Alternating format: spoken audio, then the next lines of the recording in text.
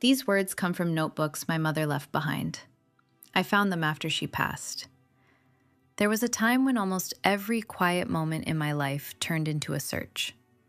If nothing urgent was happening, my mind would immediately look for what was missing, what I needed to fix, what I needed to understand, what I needed to secure before something changed. I thought that was normal. I even thought it was a good way to live. It felt responsible to keep improving, to keep reaching, to keep trying to become wiser, calmer, clearer, more settled. But what I didn't see at first was that I had made wanting into a way of living. I was always leaning toward something, more clarity, more peace, more certainty, more reassurance that my life was moving in the right direction. And because of that, it became very hard to just be where I was. I remember a period when I was reading, reflecting, thinking, trying to understand myself from every angle. I wanted answers. I wanted direction. I wanted some deeper sense that I was finally getting somewhere inside myself. And every time I found a little insight, it helped for a moment. Then the restlessness came back.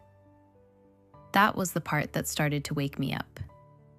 Because I began to realize I was not only searching for answers, I was living from the feeling that something was always missing.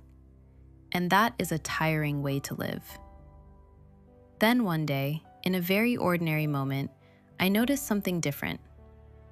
I was sitting alone, and for a few minutes, I was not trying to get anything from the moment. I wasn't trying to solve my life. I wasn't trying to become better. I wasn't asking the day to give me clarity. And what surprised me was how full that moment felt. Nothing had changed. Nothing had been solved. But there was a kind of ease in it. That stayed with me. I began to see how often I was turning life into a constant project. Even peace had become something I was trying to achieve.